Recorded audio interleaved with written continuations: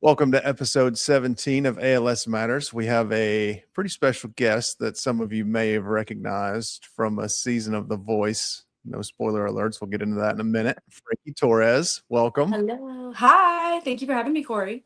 Very glad to Absolutely. be here. Good to see you again. You as well. You mind if we touch on karaoke night a little later on? Of course. Go ahead. All right, I'm an cool. open book. Cool.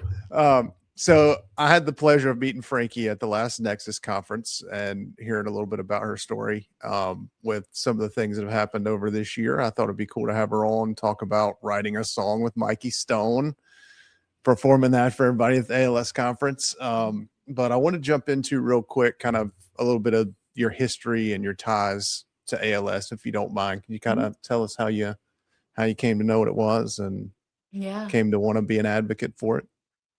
I think my introduction to ALS is very common. I didn't know what it was until someone close to me was diagnosed.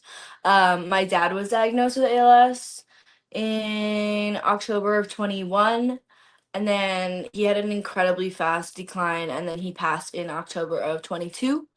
And ever since I have been really I've been really lucky to be involved with the ALS Association to talk about my story, to bring awareness through my music, and most for fun for me is to bring music to the community. But it's crazy. You don't really know what it is until it really hits you. I mean, maybe your story is probably different, but for me, I was actually having a conversation with a guy last week.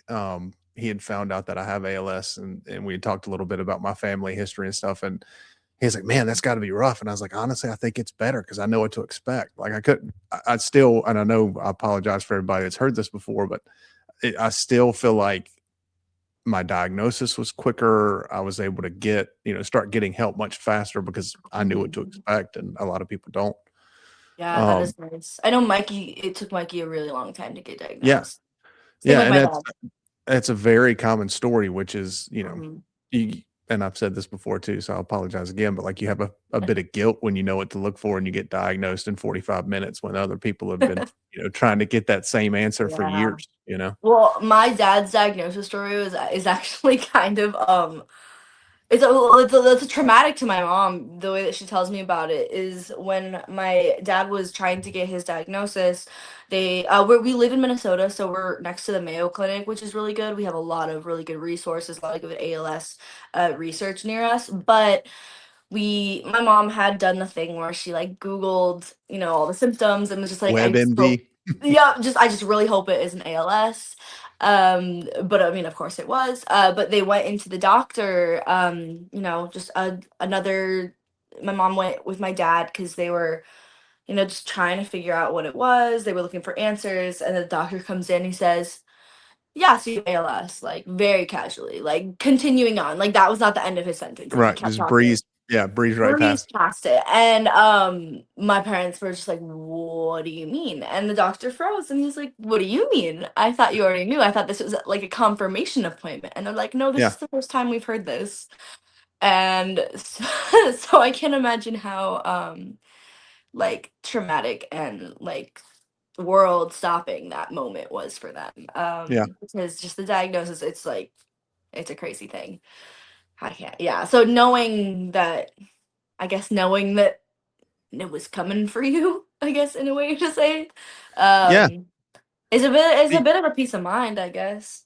Well, and you're able to plan, right? There were conversations I had with some folks early on. They're like, "Hey, there's certain insurances you can get to, help through some of these things." And, me and my wife sat down and had those conversations really early on, even before we got married.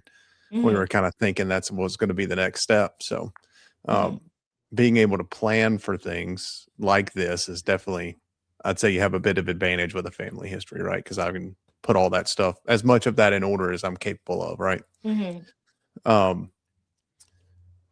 probably going to jump around a little bit. I'm a little scatterbrained this morning, but what inspired you to become a singer, like to do that professionally? I've been singing my whole life. My mom always said that I sang before I could talk and everything. Yeah. And I've been writing music, like my first memories is me like writing songs. But I started performing on stage when I was 8. Well, my first performance was like the school talent show. But then like Right. when I was 8, I started performing at bars and music festivals in Minneapolis. I did the program School of Rock, and they have those all over the country. But I did it for almost 10 years when I was a kid, and I got to do all these amazing performances and experiences. I went on tour and I performed in big crowds. And I had this one moment where I was performing at this music festival here in Minnesota, and it was like 15,000 attendance. And Oh, I wow. was performing Pat Benatar's Heartbreaker, which was like one of my favorite songs when I was a kid. And if you know the song, like the bridge, like all the instruments cut out and it's just the vocals. And I heard thousands of people singing back to me on stage, and I was like, this is what I have to do for the rest of my life. This is my new addiction.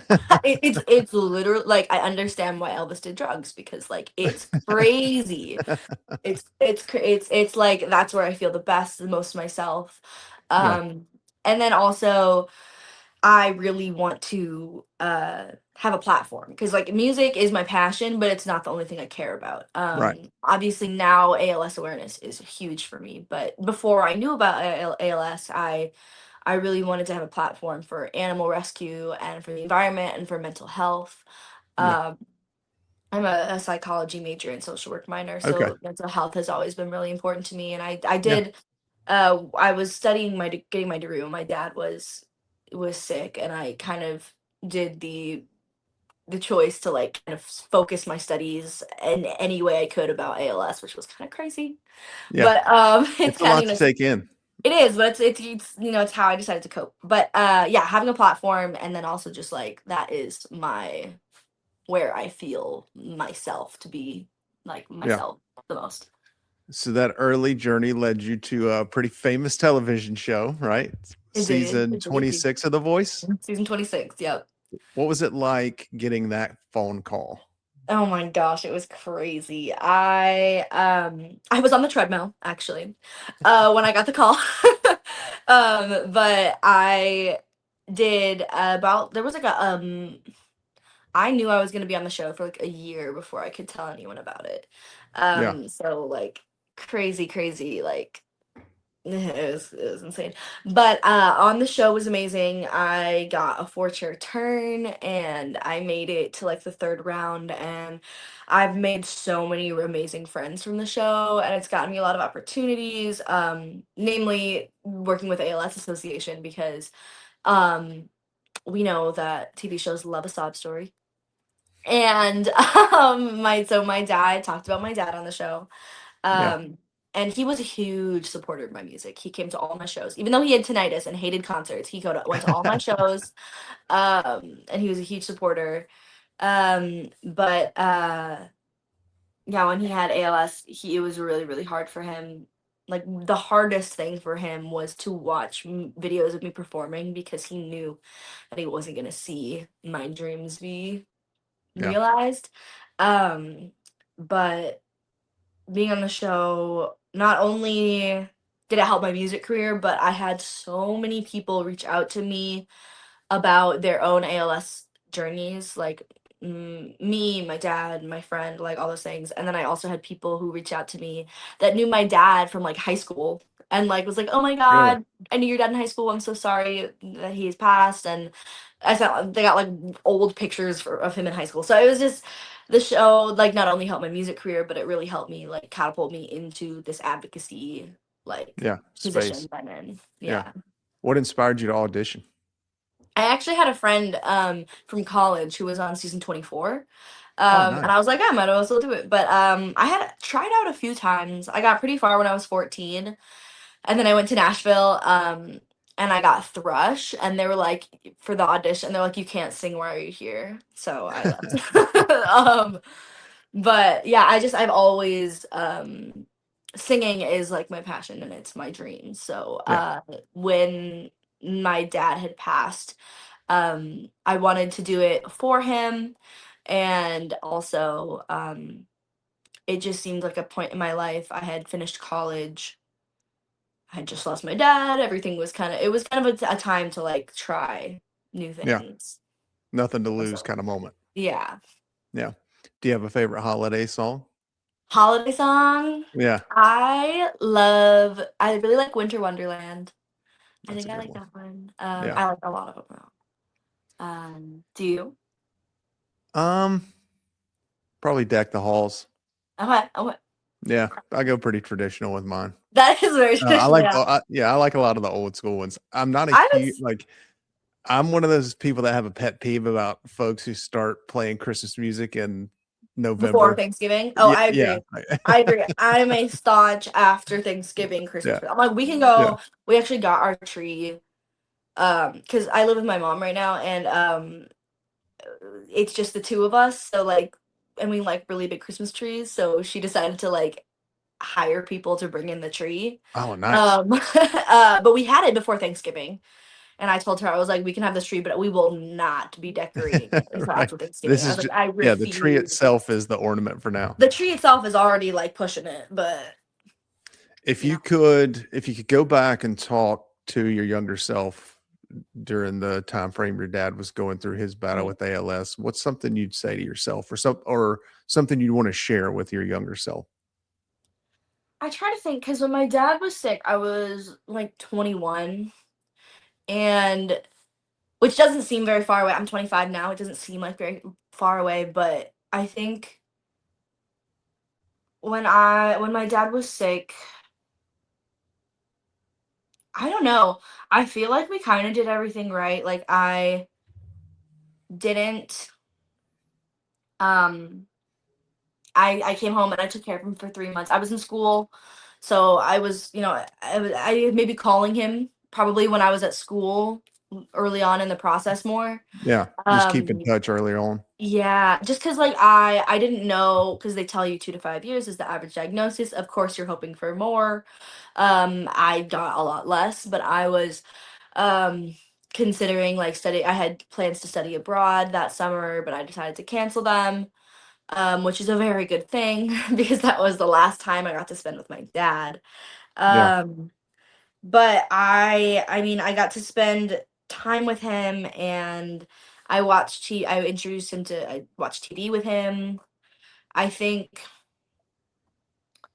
like I don't know, I tried to be there as much as I could for my dad. It was hard. I think there were moments that I was really scared and I didn't know about the disease. I remember I didn't know how much like pain you were supposed to be in, like yeah, actively. And so I know there were times when I think there was one time specifically I remember my dad was in pain and I was like I thought it was like a normal amount of pain. yeah. Like I thought that this was just a disease and I was just like kind of like crying. I was like, "Oh my god, my dad's in pain and I can't do anything to help him." Come to find out, like I could have helped him with that specific situation, and I definitely like that one specific time. I feel Sticks with you a little bit. it sticks with me because it's like even though it was like literally like 5 minutes in a whole year, um, I I wish that like I hadn't overestimated the disease. I guess because yes, it is. There's things that you can't help, but at this point in time, my dad was still talking. Um, he was using his chair, and I think that it was like, yeah, and just not a knowledge of how the disease really progresses. I guess Yeah, I yeah. didn't No, I know. understand what you're saying. Yeah, How'd you get connected with the ALS Association? they reached out to me after I was on The Voice. Actually, I had worked kind of with them when my dad before I went on the show, and when my dad was alive. They he did his work did an ALS fundraiser that my band played at Oh, nice. his work, yeah. So I had I had connected briefly with the Minnesota chapter of Yeah, ALS, but then when I was on the show is when they officially reached out to me, and they had a like a not like a much smaller it wasn't the Nexus convention, but we had like a gala, Yeah. in Minnesota, and I sang that in honor of my dad. And they like to like kind every year for the gala, they kind of like to highlight a person. Like I think we did that with Sunny at the Nexus convention. Yep. For the Minnesota one, they decided to highlight my dad and his story, and then that went well. And then they were like, we're gonna let Nexus, we're gonna hit you up to the Nexus people, and that is how I got in connection with Mikey and just everything. So my understanding is there's a pretty tight timeline on writing that song. How Yes. stressful was that prior to It the was, Nexus conference? And how close to having to sing that song did it finish? it was it was very stressful because we had like a month, I want to say. It's Yeah. interesting because like if you are not in the music, if you don't write music, like Right. there's no way that you would know the process of it, which is totally Yeah. fair. But also like every musician has a different process of writing. Right. And personally, sometimes I take like a year to write a song, if not more. But Yeah. because I'm just like really big nitpicky. But I also, it can be hard to write with, well, not only it was like a month time crunch, and then I had to write a song with someone I'd never met before, like another person I'd never met before. We also had to write it over FaceTime because he was in Texas and I was in Right. Minnesota. So that Yeah, was like a little it's not like one of stressful. those things. I'm gonna date myself a little bit here. It's not like you'd see on VH1. Oh no, I wrote it in a night while I was, zonked out of my Yeah, mind. yeah, yeah, No, yeah. no, we actually worked on this and put some thought into it. Yeah, so basically Mikey and I, we were introduced by the association, and I looked at his Instagram. I was like, oh god, he's like amazing voice, like kind of figured out his style because he's kind of like a singer-songwriter, a little soft, more poppy. And I'm more of like a rock kind of vibe. I do a lot of different things though. But we FaceTimed like for like 2 hours one time, just talking about getting to know each other. Because for me, it was like most important for me, like I mean, most Like, important is to write a good song. But I right, also wanted to like be friends with Mikey outside of like our right. assignment. Because I think that when you're dealing with ALS, it can be, or any terminal disease, it can be really easy to like kind of default every conversation. And I'm sure you're like, and it's just like every conversation is about the Yeah, disease. I just know how tiring, from a caretaker's perspective, I know yeah. how tiring that can be. And like also just like annoying. So I was like, we talked for like 2 hours about like ALS, COVID, family, like pre-ALS, childhood, music inspiration, just kind of getting to know each other. Yeah. And then we talked about like what we wanted to do with the song. We set out, we were like, let's write a really hopeful, inspirational, happy song. Let's do it. That's what we're gonna do. But that's really hard to do with ALS because I mean, it's not a very like hopeful disease in and of itself. Um, like research is hopeful. That's good. Yeah. But How do you write a song about research, right? not well. Not well. Like trial date. Woo, double blind study. Right. But we ended up, I think it started off with Mikey had written, he kind of one night he got in his feels and he just kind of like word vomited a bunch of different thoughts and ideas and feelings. And then he came up with a chord progression. And so I kind of took these two pieces of Mikey. So Mikey kind of made those building blocks and then I kind of like assembled it. So he had like I decided, or we kind of thought the idea would be cool to kind of make it a hybrid of someone who is like dealing with ALS themselves and someone who is losing someone they love to ALS. So we could kind of Yeah. focus on both of our perspectives. Um, and I was just going through all the lyrics he had written, and he said something along the lines of like, I'm 3 letters won't define me or something like that. And I just kind of, it clicked to the idea of like these letters. And then I was like a little alliteration there. I was like, we're losing to the letters. And so I kind of like came up with this came up with a title, and then from his lyrics and his chord progression, I kind of put them in like a puzzle, put them together, and then I kind of like polished up the song. Um, and thankfully Mikey really liked it. I sent it to him, and then he did all, in my opinion, the heavy lifting of like producing it, because like I hate technology, but Mikey's really amazing at that. And we kind of just went back and forth, like sending different things, and he would send me a track, and I'd be like, a little faster, and then he'd send me a track, and I'd be like, more guitar, and then he'd be like, oh, let's do this, and it was very collaborative, and I think we got it all the way done like maybe a week before we performed it. Oh, I don't wow. know. Like, because Nice. there was, and the thing is, like, I mean, Mikey and I would agree that, like, if we had more time, we probably would have made more changes, but that's kind of how everyone is with any kind of Yeah. art, like perfectionism, like being told to put down the paintbrush or the pen or whatever. But Right. At some point, it's got to be um, done, right? it's just got to be done, and it's kind of nice to have a timeline. Like, personally, I'm a huge school person. Like, if there's an assignment and there's a due date, I'm getting it done by that due date. Right. So, like, that You're was not kind of, putting it off to the night before. You're not one of those. I'm not one of those, but like I am, if there isn't a due date, I will push it off Right. Right. forever. But like Yeah. a due date and like a performance that we're performing in front of the world is kind of a big due date. So like it was good to have the preparedness. Yeah. Yeah. Well, it seems to have, at least from what my Spotify account says, it seems to be getting some plays. So Yes. My go check it out. only regret with the song is that we didn't, and this is purely, it was because we didn't think about it and we didn't know how, is we afterwards we were like, I really wish that we had set up like all the streams and any income from the streams to go to the ALS research. Oh, yeah. Um, I don't know if we can do that retroactively. Like, if that song ever blows up, I'll write a check. Obviously, like I will get the money to the association. I don't know how to like officially do that. Yeah. Again, Me I'm neither. not good with technology, but Yeah.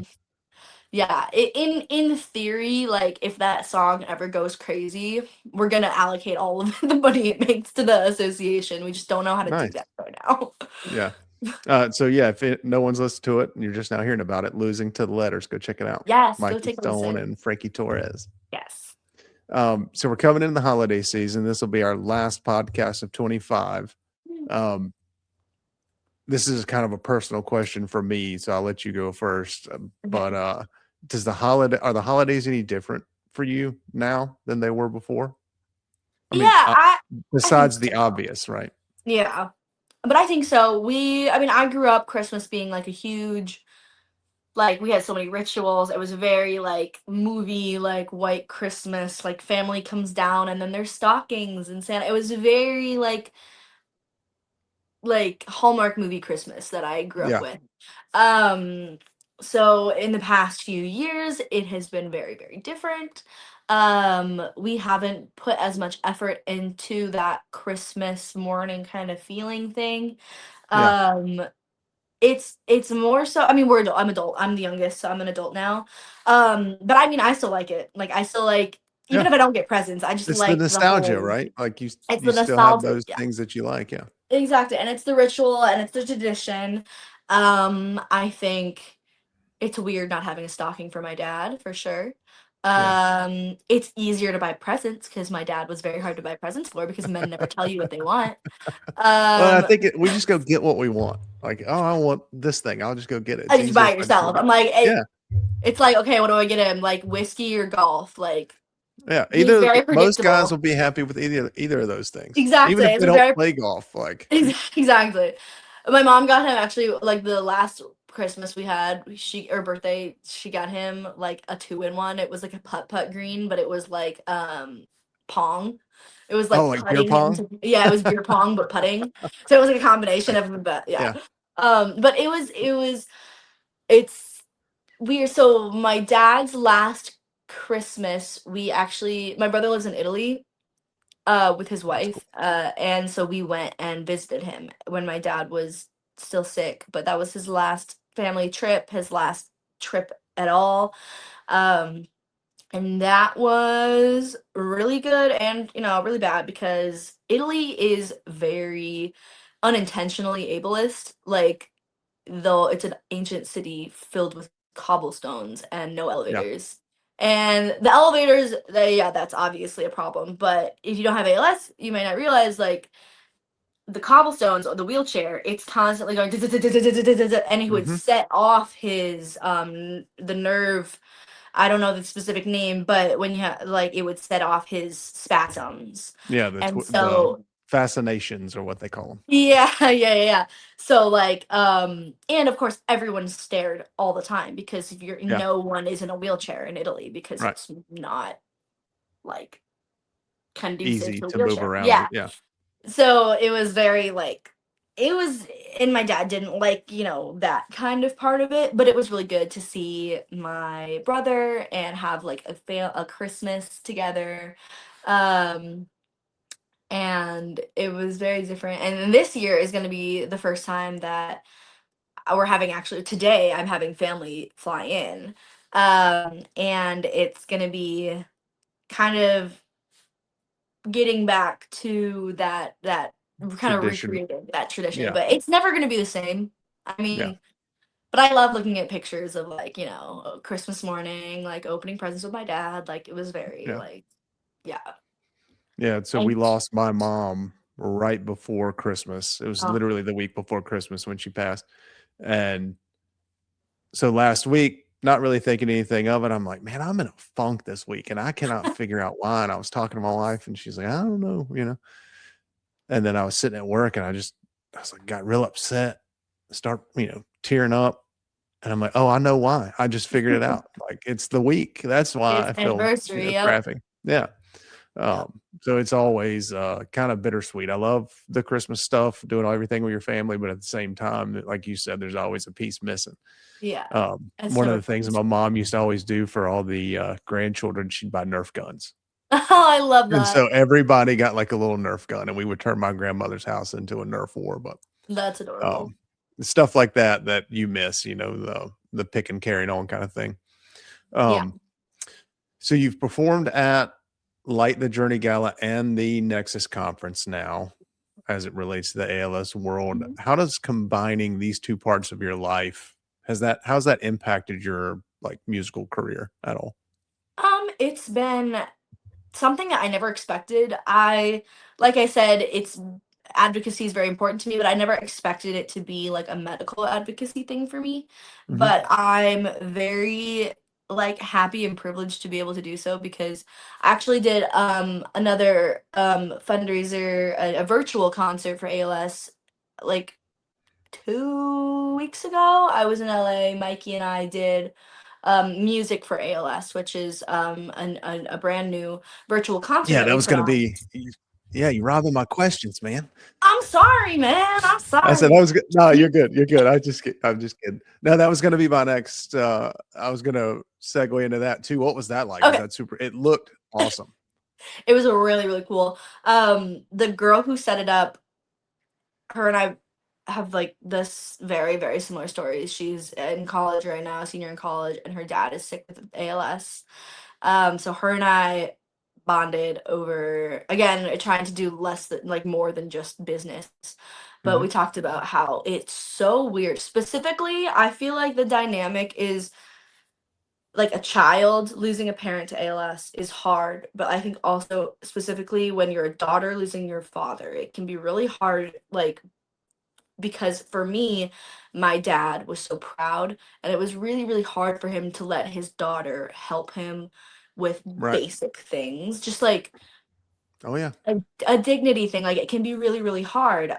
So her and I kind of bonded over not only like that, but like you're for any child, like losing a parent is like such a crazy um like staple. I actually when I said I researched this when I was in college, I was in a psychology class and I did my final paper on bereavement and when you lose an attachment figure. So like literally what happens when you lose a parent to a disease and it's so like it's just kind of crazy. Both her and I are very lucky that we're adults and we can understand what's going on. But Yeah. I see people who have little kids, and Oh that yeah. still breaks my heart. Um, but I think that what's different and something I didn't expect is like the show that we did, the concert. Um, I saw one person post, like, I mean, there were most people that watched, but I saw one post of someone with ALS watching and smiling. And for me, I was like, that's worth the whole thing. That's worth the flights. That's worth the time. That's worth Yeah. everything. I was like, I think the gratification is totally different because when I'm just performing, like, if I'm performing a regular show, like, and there's just only one person there, I'm not gonna feel super happy about it. Right. Right. Like, that's not gonna feel like a success for me. But, like, with the ALS, it does feel like a success if I just touch Yeah. one person, because in the grand scheme of things, that's way more important Right. than, like, an individual show being good, you know? Yeah. So I think that's the biggest, like, changes my appreciation for small, like, yeah, my appreciation for individual reactions, I guess. Yeah. I get what you're saying. So one of my favorite parts of the Nexus conference was our little excursion with Mikey and Adam. Oh Sorry, yeah, what's Adam's last name? I Bohannon. keep forgetting.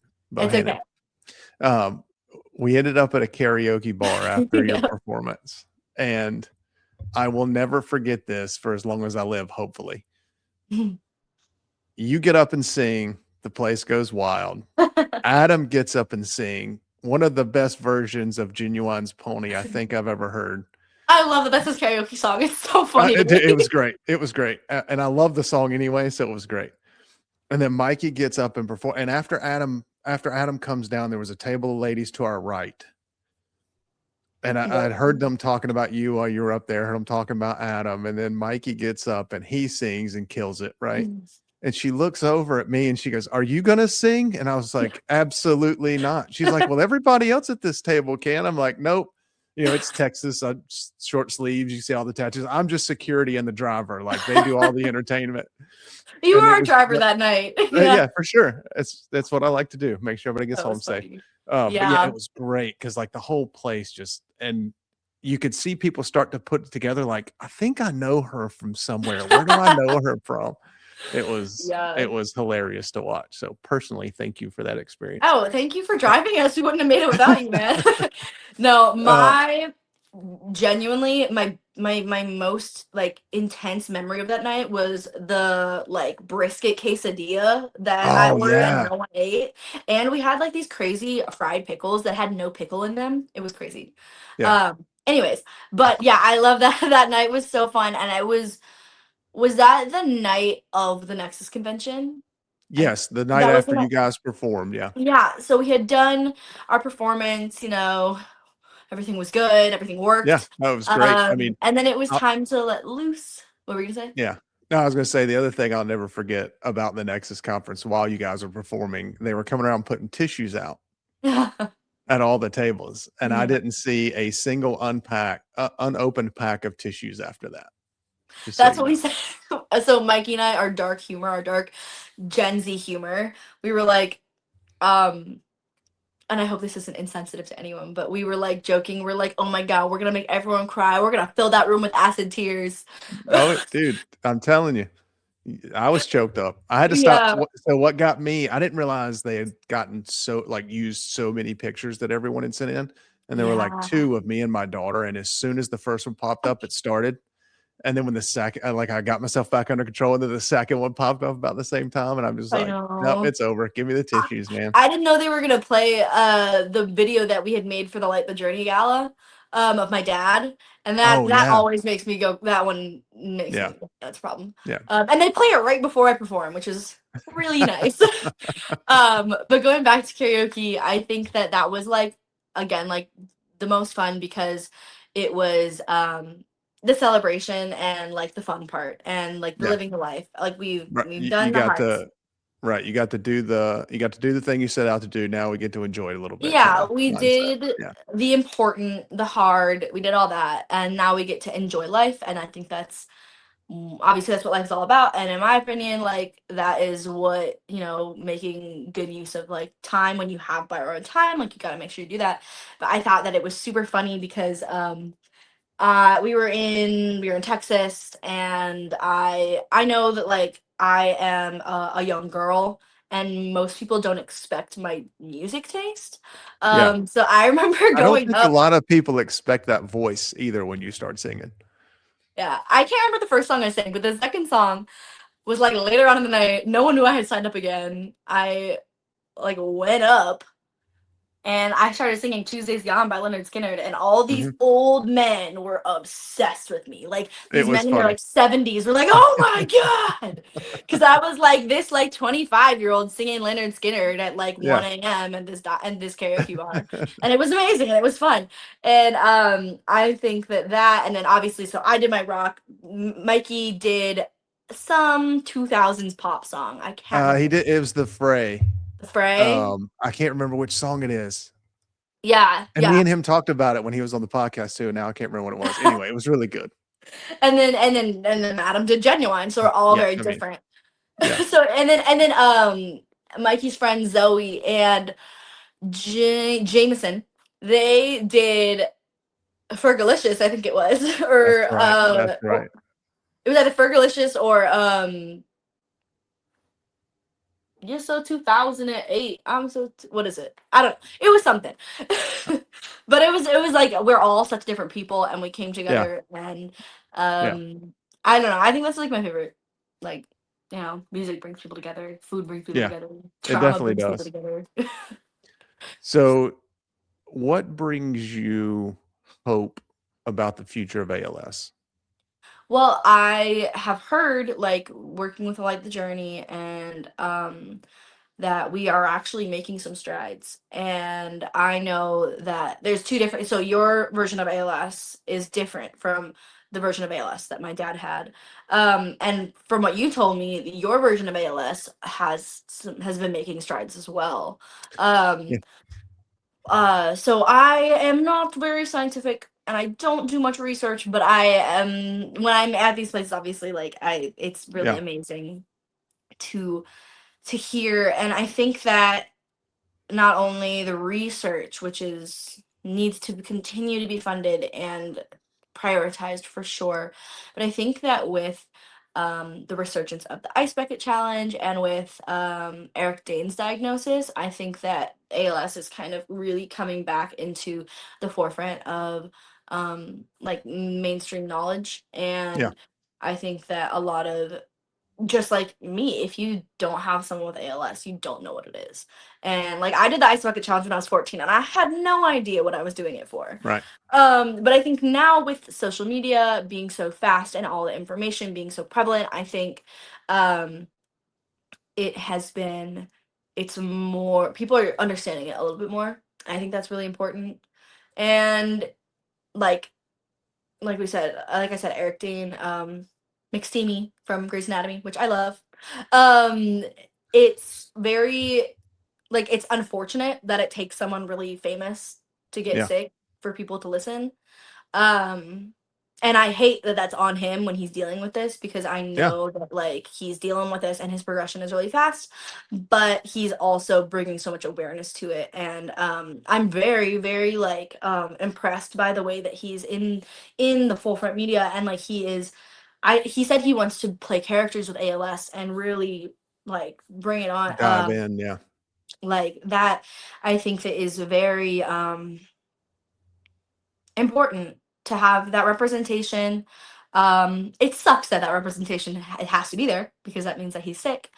Um, but I think having that, and I think, I hope to be someone who also brings awareness to ALS. I mean, I've personally educated a lot of people just in my circle when I tell them about it. My friends at work, my family, like everyone yeah, that it's not weird to bring it up to, I bring it up to them. yeah. Like, It's not something you want to lead the conversation with, right? no, but I mean, like, it's a lot of people Yeah, ask, like, what's your dad do? And I'm like, yeah. Well, well, so it comes up, and I think that like talking about it is very, very important. And absolutely. And my hope, I think, obviously the research is important, but I think that like it being a mainstream, like the masses opinions is like, in my personal opinion, like the most important, because they're the people that are gonna donate, who are gonna, keep research being funded. I think that Right. those things are very, very important, and I think that it's been, good. I mean, it's not good, Absolutely. but it's better. I know what And you mean. Yeah, hopefully it it's can only getting get better. better. Yeah. Yeah. What's next for you? What's Um, anything you'd like to share? You got any, where can people go for tour dates? There we go. Tour dates. Yeah. So Adam Bohannon, who came to the Nexus convention with me, and who also, for the record, really enjoyed himself and would love to continue being offering his music and skills to the ALS Association. Him and I are planning on going on a tour this summer. We are very, very early planning stages, but we know for sure we're gonna go back to my college town, Ann Arbor, for a show. We're gonna go to the East Coast. We're gonna go to his hometown, New York. So keep an eye out for those. I am doing my first ticketed show in Oh February for man. Valentine's Day in Winona, Minnesota. And I am just kind of working on writing music, putting things out, getting gigs, going all over the place. I was just in LA, then I did a different ALS benefit in Pennsylvania, and I believe I'm doing one in southern Minnesota later this year, and I just continuing to like my music, continuing to push it forward in all essences, and then also continuing to work with ALS as best as possible is my That's plan. awesome. Yeah. Well, Frankie, thank you for being on the podcast. Our final one of 2025. For everybody that's watched this year, thank you very much. We really do appreciate it. Let's I find a think we cure in got some, 2026. right? You'll find me here in 2026. And I Yeah. think for 2026, we're going to have we've had some discussions about some really cool series podcasts we're going to try to do. So stay tuned. Cool. Thank y'all. Thank you.